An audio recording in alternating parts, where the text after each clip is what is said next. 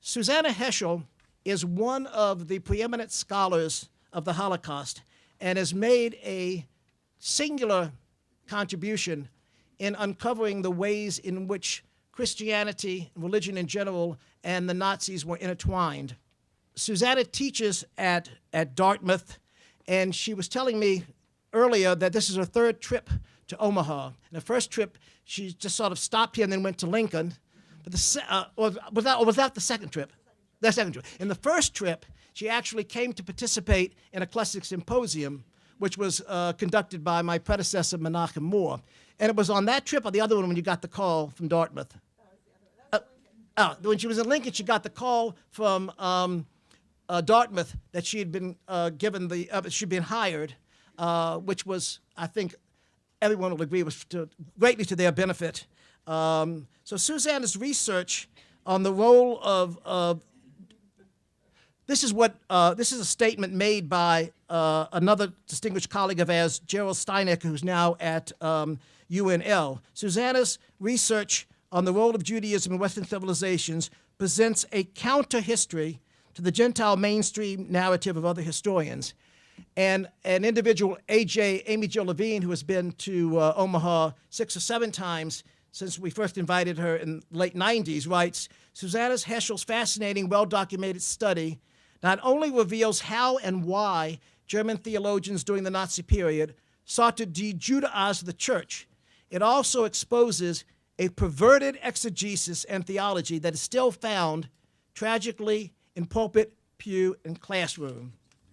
And no one has worked more tirelessly to get rid of those prejudices than Susannah has. So it's my pleasure to welcome Professor Susannah Heschel, who will speak on the Aryan Jesus in Nazi Germany, the Bible and the Holocaust.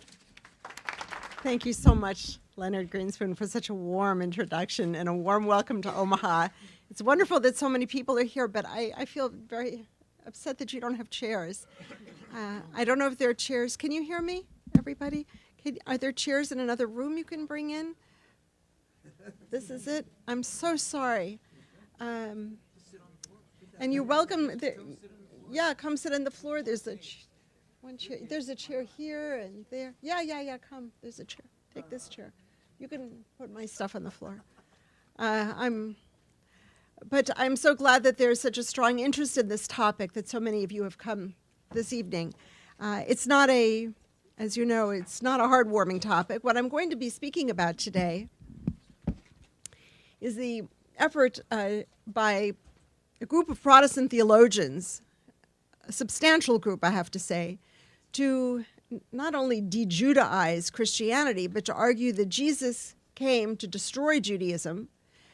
He was killed by the Jews, and now Hitler was picking up his project and carrying it to its conclusion. So I'm going to talk about, in the beginning, about how I came to this project, describe to you a little bit about their work, what they did, how they argued this claim. But I can't leave you with that. I want to say something a little bit at the end about post-war years and what's been accomplished since World War II, because I don't think it's good to leave you on this very unpleasant historical era. So let me begin by first of all telling you how I came to the project. I was writing a book as a graduate student on Abraham Geiger, who was a Jewish theologian in the 19th century in Germany. He's very well known as being one of the founders of Reform Judaism, but he was also an extraordinary, brilliant historian, truly an extraordinary scholar, an incredibly learned man. He was one of the first Jews to be able to attend a German university. He went to the University of Bonn in the 1830s. He had a small circle of friends. And there he began to study Arabic, which is very close to Hebrew, which he knew very well. And then he wrote a book on the Quran. And he showed the parallels between rabbinic texts and the Quran, parallels between Judaism and Islam in ritual and belief and in scripture. This book was published in 1833, and it was hailed all over Europe. In fact, to this day, it's considered a landmark. It's the book that started Islamic studies in Europe. He went on to have a career as a rabbi. As you know, he couldn't become a professor in Germany at the time. Jews couldn't become professors unless they got baptized. So he was a rabbi, but he continued his scholarship. Later in his career, he started writing about the New Testament and parallels similar parallels between what Jesus taught and what rabbis taught. He was the first to make a very forceful claim that Jesus himself was a Pharisee. He's called a rabbi in the Gospels. As you know, it's probably the earliest reference we have to a rabbi, the word. But Pharisees were also rabbis, people who interpreted Scripture, and Geiger pointed out the parallels. Now, what's striking to me is the difference in the reception. When he wrote about the Quran being very similar to Judaism, everybody thought it was great. When he said that Jesus' teachings were Jewish, were similar to those of, let's say, Hillel, another rabbi of the first century, people got upset. Christians got upset. And I just give you one phrase, one response from Franz Delitzsch from Leipzig, who was considered philo-Semitic. He liked Jews. That was his reputation. But he said, calling Jesus a Pharisee is, to my mind, 10 times more horrific than the crucifixion. Now, of course, you know, everybody, if you open any textbook of New Testament, you'll see Jesus was a Pharisee, no problem, yeah? But this is how it was understood in the 19th century, in the last decades of the 19th century. You didn't say that. And in fact, that kind of closeness between Jesus and Judaism was something that was, in a way, inescapable. If you wanted to look at the historical figure of Jesus, who was he? He was a Jew. Where did he live? Palestine, amongst Jews. Did he go to church? He went to the synagogue and he preached. He went to the temple in Jerusalem. He was Jewish. He practiced Judaism. This made people like Franz Delitzsch and others uncomfortable. They couldn't figure out how to make a difference, establish a distinction. What's different about Jesus? Some of them began to turn to racial theory. They said, okay, maybe Jesus' teachings were similar to those of the Jews, but racially he was different. Racially, he was actually an Aryan. Now, how do you make an argument like that? An Aryan, first of all, what's an Aryan? Who are Aryans? They were a little vague. You know, some of them, they said, well, they're from Iran. Some said they're from India. Whatever they are the not Jew. What's not Jewish? And they're German. In fact, there was a popular novel, a bestseller in Germany, that said that Jesus was actually born in Schleswig-Holstein.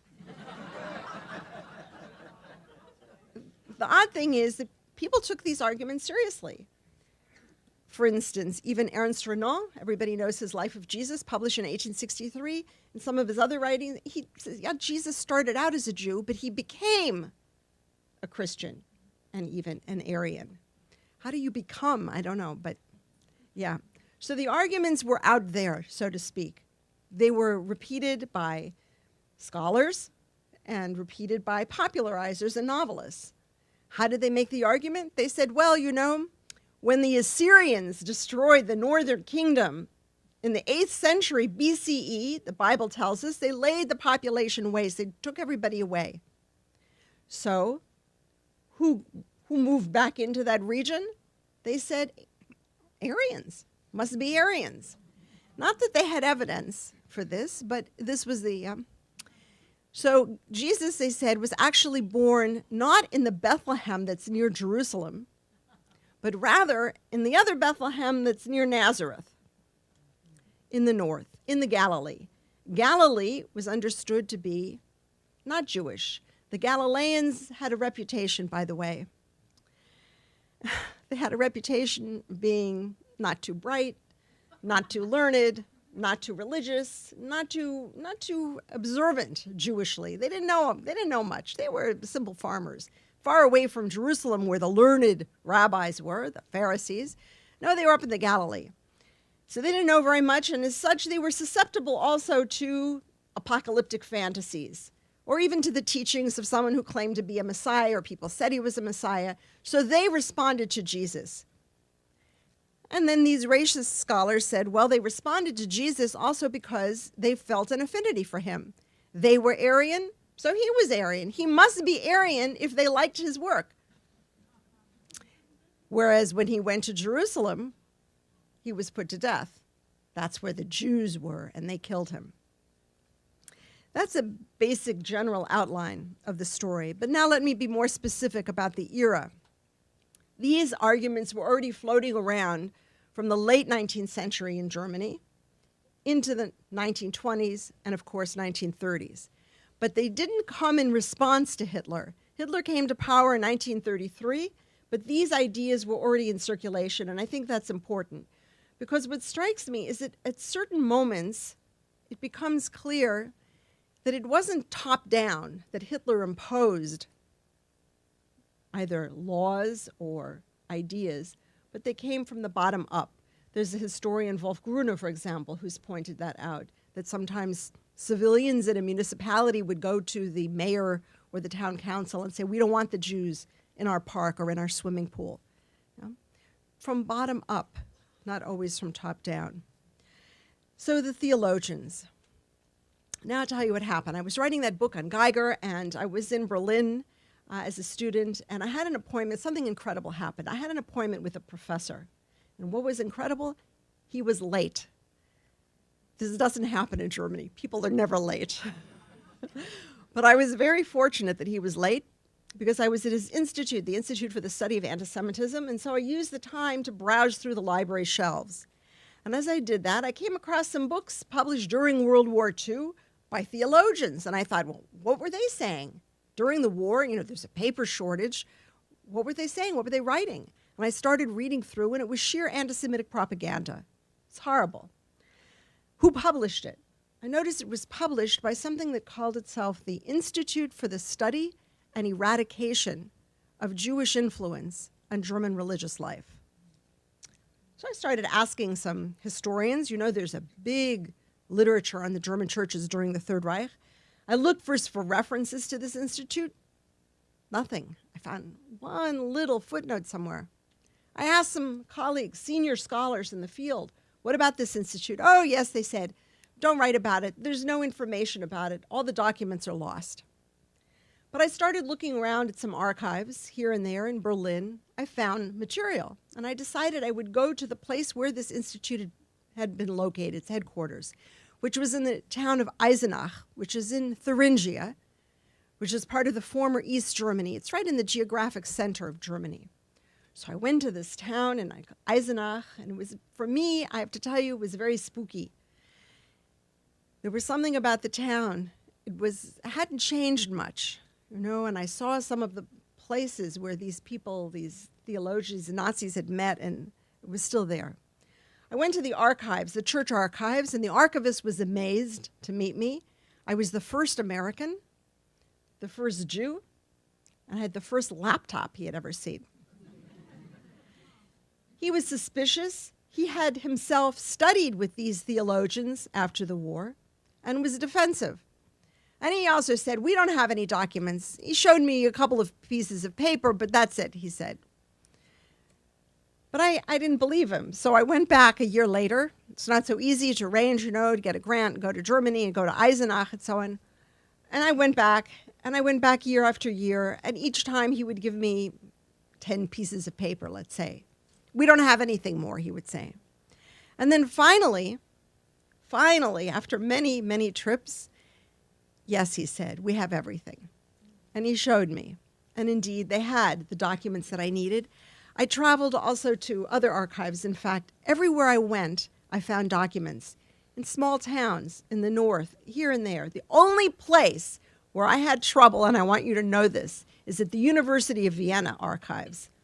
Even though I wrote to them ahead of time and told them I was coming and told them exactly what I wanted to see from members of the faculty there, I got there and they said, no, not available. Yeah. So what did I discover? This institute was founded in May of 1939 with big celebrations. It was founded because these theologians wanted to win some, what shall I say, some love from Hitler. In 1933-34, Hitler was a little concerned about making sure that he had the churches in his pocket and that they wouldn't pose any kind of resistance, let's say, but that he found right away that he had nothing to worry about because they were drooling over him. And in fact, he withdrew his interest. by 1935, 36, there were new rulings that came down. For example, the Nazi Party said, you can't use a swastika unless it's for the Nazi Party itself, but other institutions can't. What did this mean? Well, I found letters sent in from pastors around Germany begging to be allowed to retain the swastika because they had it on the altar next to the cross, or they had it on the masthead of the church newspaper. And they would send in photographs to show this, but nope, had to take it down. And then came a ruling from Himmler. Theologians could not become members of the SS. You know it's the SS. They couldn't join the SS because they were suspected of having dual loyalties. Imagine, dual loyalties, maybe to the church, maybe to God. Yeah. They couldn't join, and again, they were protests begging to be allowed to join the SS. So the compromise was they could become supporting members of the SS, which meant they paid a monthly token fee, and they received a little decorative pin to wear in the lapel to show that they were supporting members of the SS. And you see photographs of these theologians wearing the pins with great pride. Some, of course, joined the SA, the brown shirts. That was the case, as a matter of fact, with Gerhard von Rad, who was not a raving Nazi, but had some sympathy, at least in 1934. And his membership is what convinced the people at the University of Vienna to hire him as a professor because they thought he must be a Nazi. He's in the SA. So somehow he either fooled them or he really was. It's not clear. But the theologians wanted more from Hitler, and they didn't know what to do, and they held a series of meetings, 1936, 37, 38, and they decided what could they offer? What they could offer Hitler was anti-Semitic propaganda. They said it very clearly. They know something about the Jews, about Judaism. They've studied it as professors of theology, especially scholars of New Testament or Old Testament. And so they decided to establish an institute. It would provide anti-Semitic propaganda. It would demonstrate to Hitler their loyalty. They also said that, yes, Germany is fighting against the Jews militarily. We are also fighting spiritually, and we're in charge of the spiritual battlefield against the Jews. Now, the man whose career is central to this story is a man by the name of Walter Grinman. He is not known in this country. His work is in German and hasn't been translated and shouldn't be. But I'll just tell you that if we were now together in Germany, if you were a German audience, you would know his name.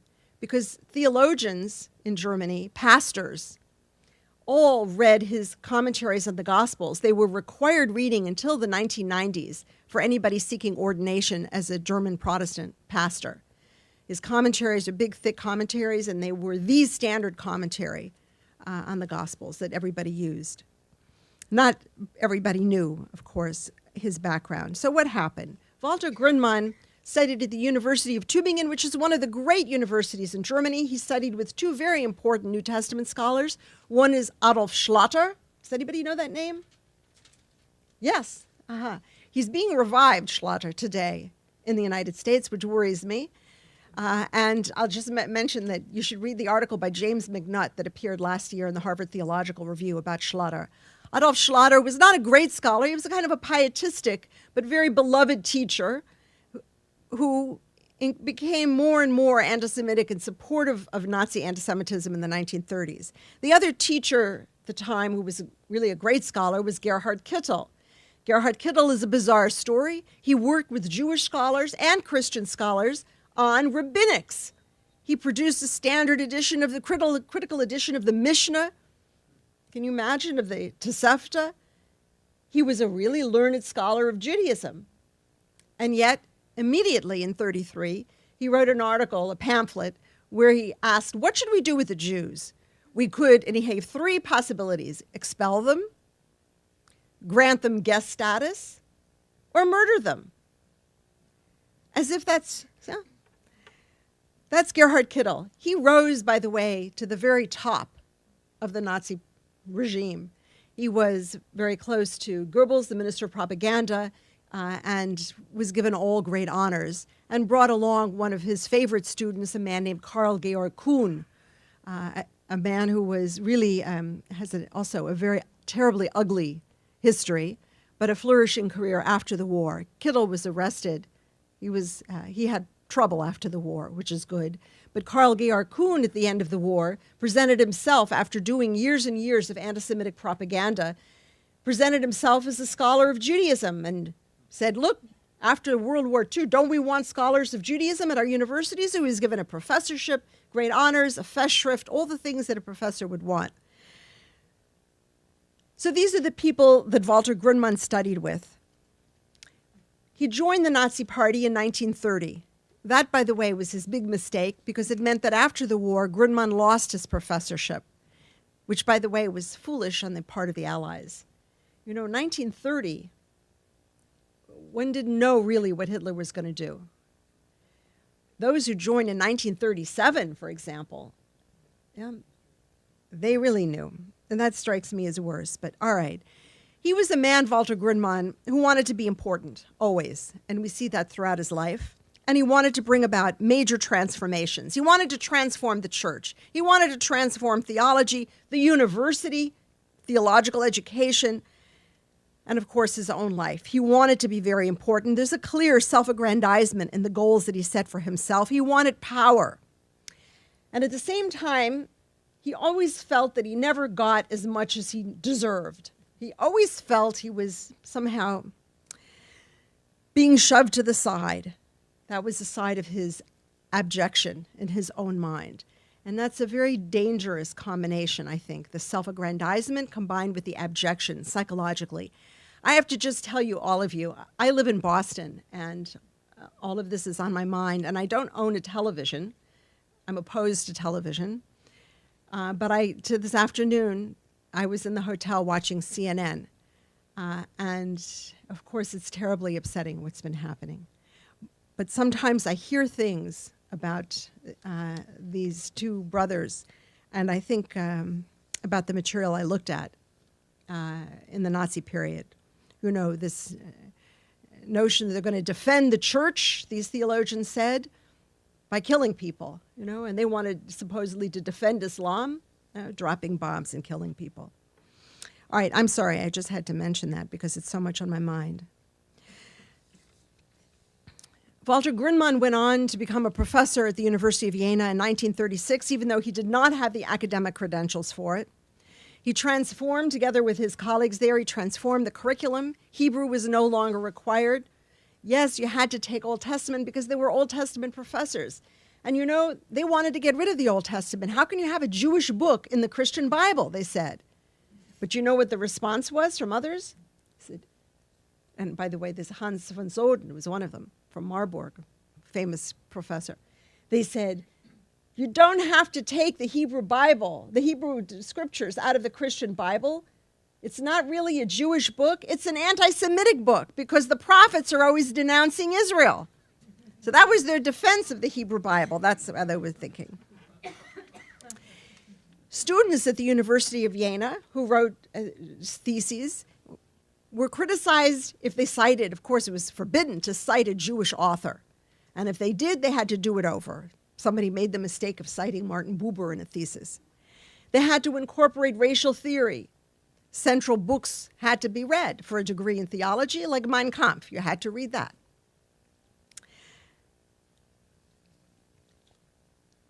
Grinman gave the opening address, the inaugural lecture of this institute, when its opening was celebrated in May of 1939, where he said that what we are doing today is completing the Reformation. Martin Luther got rid of the Catholic Church. He was happy about that. But now it's time to get rid of all the Jewishness that is accrued within Christianity. And immediately the institute set to work. It had a huge number of professors as members, by the way, around 80 professors and instructors of theology, which is an extraordinary number. And they were divided into working groups. The first project was to produce their own version of the New Testament, purged of all Jewish references. So I just think about it for a minute. Where would you start? What's the opening of the New Testament? The first chapter is Matthew. What's in Matthew, the first chapter? The genealogy. Jesus is descended from figures from Jews, from figures in the Hebrew Bible. So, of course, that had to go. They got rid of that. What else? Jesus went to the synagogue, out. The temple in Jerusalem, out. Passover, forget it. That's how they dealt with yeah? But let me ask you something. What comes after the Gospels? What's the next? Well, we have Acts, and then Paul. Now, Jesus comes from Galilee. He's an Aryan. Fine. What about Paul? What are you going to do? Paul tells us, right? He was a Pharisee, zealous unto the law. It's very clear. He's open about it. He's clearly Jewish. And you can't redefine him as an Aryan from Galilee. At the same time, you can't just throw out Paul, certainly not as a Lutheran. Martin Luther, you know what Martin Luther, how he felt about Paul, and Luther is considered the greatest exegete of Paul. However, one might disagree with him, but nonetheless, a Lutheran getting rid of Paul. So what do? What they did was to take little excerpts from the Pauline epistles, but leave out, and of course, any autobiographical statements by Paul, and they didn't call it Paul, they just had teachings from these epistles. And then, since Paul's epistles really are so foundational for Christian theology, and it's hard, they needed a substitute. What's the substitute? John. Because John's gospel says some not nice things about Jews, as we know. So for them, that was great. I just want to give you one sense about Paul and how they felt. You know, in 1944, in the summer, Germany was collapsing. The bombings were terrible. People were suffering. So many had died. They didn't have homes. It was really a terrible situation in Germany in the summer of 44.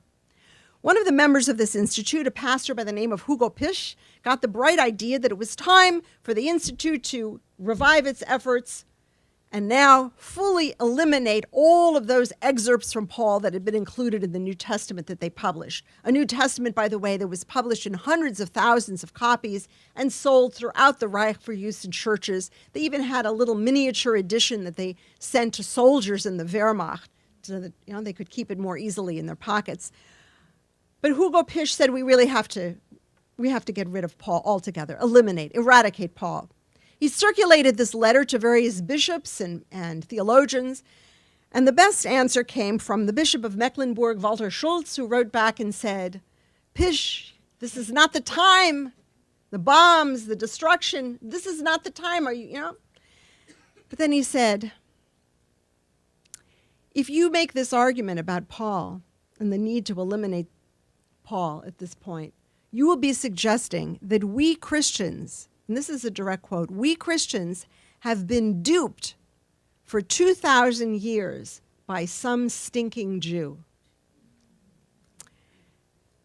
I just want you to understand the language that they're using, as Lutherans about Paul, in 44. The language that they used spoke about Jews as satanic rot that had to be eliminated. They said that, of course, a German couldn't possibly worship a Jewish God. Not to worry, he wasn't. The propaganda continued. Jews are the Antichrist. They're fighting against Germany. Germany is fighting a defensive war against the Jews of Europe. The Jews have corrupted Germany, corrupted the society, internally, externally. This is a corruption that the Jews carry everywhere. These are all direct quotes. They corrupt values. They destroy awe before the mysteries of life. They undermine religiosity. It's interesting, by the way, when you read this, the Jews are very powerful, and these Aryans, who are supposedly the great and mighty Germans, Nazis, they're vulnerable. And that's an interesting combination. What happens then? They next published a hymnal purged of all Jewish references. What would be Jewish in a hymnal? Hebrew words. What's a Hebrew word in the hymnal? Hallelujah. Out. The third stanza, the hymn, A Mighty Fortress is Our God? Yeah. Does anybody remember the third stanza? Herr Tzevaot, Lord of Hosts. out.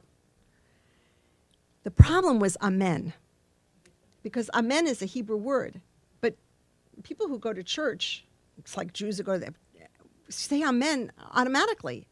It's just so automatic. And so they had a hard time. They finally gave up trying to get people to stop saying amen and to say something in German instead. You know. So the hymnal was published and distributed. They published a catechism where they said that Jesus was an Aryan who came for the salvation of all Aryans, et cetera, et cetera. They had conferences of learned theologians. They brought in scholars from Scandinavia. They established a branch of the Institute in Romania. They also had popular lectures. They published a great deal. They had no worries about money. The churches, the Protestant churches, regional churches, supplied them with enough money, enough paper, no problems, and everyone cooperated. The German Foreign Office gave visas to the scholars from Scandinavia who wanted to come to Institute-sponsored conferences. And by the way, I know everybody's going to ask, everybody always wants to know first about the confessing church, and I'll leave that for the question period, but everybody wants to know about these pagans. Yeah? People like to say that Nazism was a revival of paganism. If you think of paganism metaphorically, of course. You murder somebody, you think, how pagan. On the other hand, those who promoted the idea, like Alfred Rosenberg, the great Nazi theorist, they promoted the idea that Christianity was Jewish and had no place. We have to have instead our old pagan Teutonic rituals and myths. There was no real clash. Hardly any Germans during the Third Reich gave up being members of the church. And that's measured easily because people give tax dollars to the church, either Protestant or Catholic. Very few people withdrew, 1-2%, that's all. Even those Nazi members of the SS who died and had a pagan Nazi SS funeral, the family would often then have a Christian burial. So people weren't taken in too much by this. But even Alfred Rosenberg, in the spring of 1944, when he decided to have a conference, by the way, an international conference of anti-Semites, included theologians. He planned the conference to be held in Krakow in the summer of 1944, and he invited members of the Institute as part of the small group of about 20-25 people that he invited to have an international convention. That conference, he planned every detail, the meals, the hotels, the topics of the lectures. He even arranged for a brothel for the entertainment of these people. In the last minute, it didn't take place. But I'm pointing out to you simply that even someone like Rosenberg, who published the famous myth of the 20th century, even Rosenberg, who was supposedly anti-Christian, nonetheless maintained a relationship with these theologians and included them. Okay, let me move on to the post-war era. What happens to these theologians after they've been talking like this, after they've been producing all this anti-Semitic propaganda? And by the way, if you want to know how was it received, it's hard to measure, but I will tell you that I found postcards sent from soldiers in the Wehrmacht thanking the Institute for its work, saying things like, I'm a soldier, I'm in the Wehrmacht, I'm on the Eastern Front, and your work means so much to me. Put it together. What do you think they're talking about at their work? Why would an Institute of Anti-Semitic Propaganda be so important to them? All right, in 1945 came this effort of denazification. We all know how difficult, how complicated, and how ultimately didn't work very well. If they wanted to get rid of all members of the Nazi Party, the Allies would have had to get rid of all of Germany. The institutions would have fallen apart, the judicial system, the judges, the lawyers, the doctors. To get rid of all the Nazis, there would be nobody left. Within the church, the theologians, what did they do? The first thing they did was to get letters. You had to get letters testifying that you weren't a Nazi. There's a lot of naivete at the time. Some of you came in and said, for instance, I have a letter from my pastor showing that I always went to church every Sunday. And the Allies would say, look, someone who goes to church every Sunday couldn't possibly be a Nazi. Stamp, you're free. These theologians got letters from their friends. They also had been Nazis, but they didn't admit it. But they said, oh, I knew him, and he certainly was an anti-Nazi. He was defending the church. Or they said, he was naive. He's a theologian. What do you think? He wasn't involved in politics. They took these letters to the political authorities, the state authorities, and the state authorities said, oh, a theologian, what could he know? And gave him the stamp. Once they had the stamp from the state authorities, they went to the church authorities. And the church authorities said, well, if the state gives you denazification, how can we go against it? So they also stamped it. Grinman himself lost his professorship because he had joined the Nazi Party in 1930. Instead, he became the rector of a seminary. It's not bad. He was the rector of a seminary in East Germany, and he had quite a career there. By the way, some of the documents say that Grinman had waged a manly struggle against the Nazi regime, which I thought was interesting, a manly struggle. Yeah. His punishment from the church was to serve for 2 years as a pastor in a village. After that, he became the rector and professor of New Testament. He had a glorious career. He had his work published constantly. He was very prolific. The gospel commentaries were widely read, purchased, very important. And in 1956, he wanted to be more important. He approached the East German secret police, the Stasi, and volunteered to be a spy for the Stasi and report what was going on in the churches, just to let them know in case there was anybody not cooperating with the East German communist regime.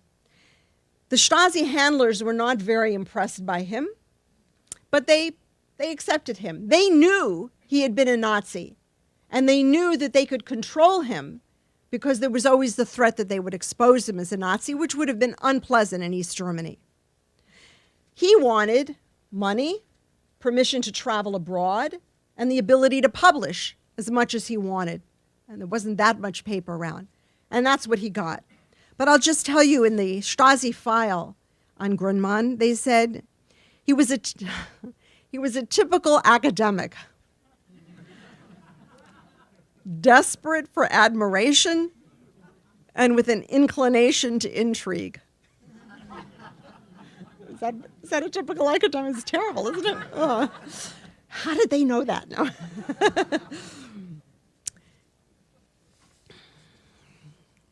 I just want to tell you how things live on by telling you something that happened to me last year. I had a wonderful fellowship in Berlin for the whole year last year at the Wissenschaftskolleg, which is an institute for advanced study.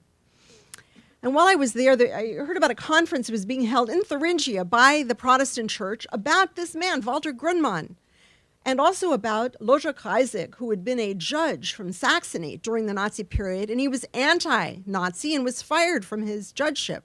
And after the war, Lothar Kreisig founded an organization called Aktion Sühnezeichen, which means Action Reconciliation. Young people are sent around the world to do volunteer work for a couple of years. It's a very, very fine program. But at the conference, I gave a short talk about my view of Grinman because the others were, they were smoothing things over and not really presenting what he was all about. At the end of my talk, an elderly woman came over to me, very angry, and she said to me, "The Jews are just as racist as Hitler." I was shocked that she said this. And I asked her to repeat it, and she said it again. And I called over the director of this conference, a theologian, and I said, "Say it to him." And she said it to him. And he paused, and then he said to her, "Well, really, actually, the Jews aren't racist because Jews believe that as long as you're a good person, whatever your religion, you can go to heaven." Which I thought was a completely inappropriate response. But I was horrified by what she said. I would never compare somebody to Hitler, period. And to say Jews are what kind of a thing is that? And she was clearly angry at what I had said. Why? It later turned out, I learned from people there, this woman had been a student of Walter Grinman after the war. And you know what her job was until she retired? She was in charge of religious instruction in all the public schools of Thuringia and Saxony. After studying with this man, and she's talking like this, what was she telling the kids all those years, whatever, 35, 40 years, about Judaism? All right, so let me conclude with some comments about race and theology, and then say a word about the post-war era. Is everybody okay? I feel so sorry that you don't have chairs. I'm so sorry. You're on the floor, too. Can you take it for another few minutes? Yeah? So the question we have to ask is how these kinds of ideas that are false, that have no basis, scholarly basis in history, in fact, Jesus was Aryan and so on, how do they come to be constructed and accepted as natural, as authoritative? How do they live so long? What creates truth in people's minds? And what are the religious powers, institutional powers and imaginary powers that create religious truth for us? What's the realm we have, the room for questioning, for thinking critically, for not simply accepting what we're told, even when it comes in a religious package? We can ask, what is Nazi theology? Is it primarily about race, or is it about Christianity? To what extent does it depend on what came for centuries earlier? That is, the problem that Christians often have not been proud of the fact that Christianity originated within Judaism, but have felt ashamed rather than proud. Race allowed Christian theologians to reverse certain uncomfortable aspects of Christianity. So, for instance, traditionally, Jesus is presented in what we might term feminine, that is, gentle, forgiving, loving, turning the other cheek, wounded, bleeding, pierced, meek. Emphasizing Jews as the violent, wrathful, vengeful murderers of Jesus allows Nazi theologians to rally Christians as militant defenders of Jesus, as masculine, create a manly church, which they very much wanted. Now, are these theologians really protecting the church as they claimed after the war? Or were they working toward the Fuhrer, doing what they felt would win love from Hitler? It was an unrequited love, but they were hoping. Should we call them moderate Nazis because they didn't pick up a gun or go to Auschwitz, murder people en masse? Or should we call them radical Nazis because of the way they were thinking and the moral authority that comes from a pastor, a theologian? Were they simply following along with the Nazi regime, or were they at the forefront pushing the Nazis to further radicalization? In much of the historiography today about the Holocaust, what's important more and more are the bystanders. That what we used to call bystanders, we have to put in quotation marks. What does that mean, bystander? The bystanders actually turn out to be engines of the Holocaust. I want to give you an example. I met a young man, historian in Germany, who was working on a meeting that had taken place in February of 1936. That's just a few months after the Nuremberg laws. And he wrote an article about it. I read his article. It was very interesting, and it was based on a document, a transcript of this meeting of a small group of theologians. And the document itself was in Weimar. And I happened to go to that archive in Weimar for a variety of reasons. And I asked to look at that document. It was about 50 pages. And as I was reading through, and I saw what this young man had written about and published in his article, I suddenly came across something amazing. One of the people at this conference sitting around a table said, in February of 36, I know that we're supposed to love our neighbor as ourselves, and I know that there's a commandment not to murder, but sometimes I have to look at the Jew and take my gun and kill him. And I do that only when I say the word Christ.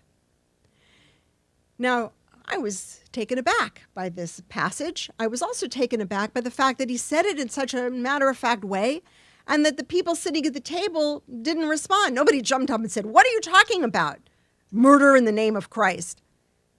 No, they just sat there calmly. It was precisely the quality of calm that was most significant. Had they been ranting and raving in a crazy way, it's one thing. But the calm indicates to us that this was normal, this was acceptable, this wasn't something new and shocking, and that is very revealing. What was disturbing to me was that this young man in his article never mentioned it. He didn't mention that paragraph. For him, it wasn't important. He missed it. And I wonder, why is that? What are we not allowing ourselves to see as historians?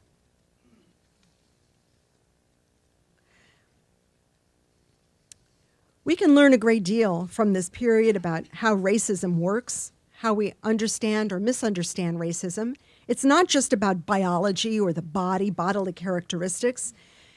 Racism is about the attribution to the body of certain moral and spiritual characteristics. Theologians were attracted to racial theory because racists were always saying Jews are dangerous morally to the German nation. They corrupt. What does that mean, they corrupt?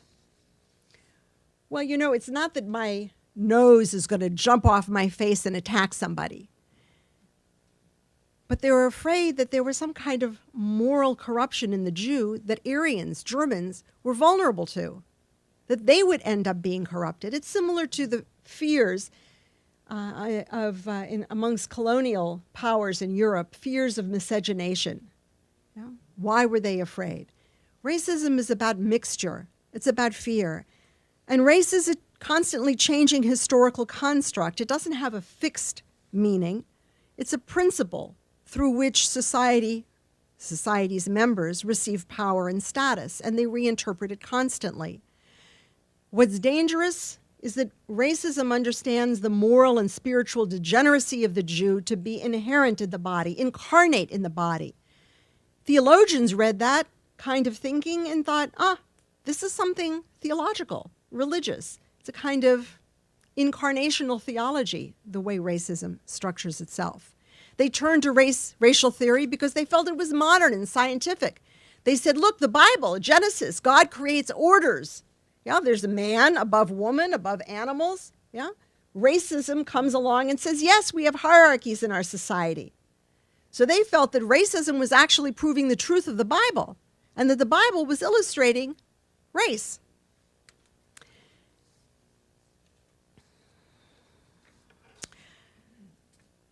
This kind of racial thinking didn't entirely disappear, as I mentioned with this woman I met last year in Germany. But of course, the language changed. After World War II, nobody used the word Aryan. They did continue, many of these theologians, to speak about Judaism as violent, as degenerate, a morality that some of them said was actually a Jewish morality responsible for the Holocaust itself. I came across this in the work of Christa Mulak, a feminist theologian who argued that, in fact, the Nazis obey the commands of Hitler just like the Jews obey the commandments of God. Nazism is the triumph of Judaism over Christianity. It's the Jews who are responsible, just like that woman said to me last year. Now, these are very difficult ideas, a difficult mentality to overcome, to change, very difficult. It's especially difficult, I think, more difficult in Germany, in part because it's such a monocultural society. They don't come in contact with other people. They don't understand that racism exists in many different ways in a society. My students in Germany had trouble recognizing what was wrong with Christa Mulak's arguments. My students in the United States get it immediately. And that's because we understand how racism works in many contexts, not only against Jews, of course. Given this context, let me just say that after the war, after 1945, something extraordinary happened, and I'll conclude with this. And that is the Second Vatican Council and its statement Nostraetate. 1965, there was a revolution, extraordinary revolution in Christianity, and it happened so quickly, so easily, but it was amazing. Nostraetate said that we can't continue to blame all Jews of all times for the murder of Christ. Cardinal Bea, one of the important figures in this, pointed out that even in the days of Jesus, not all Jews were living in Palestine, some were in Rome. How could you hold them responsible? And certainly today, no. More than that, Nostraetate condemned anti-Semitism. It has no place. It has no place. But even more important, Nostraetate said that Judaism holds continued validity in the eyes of God.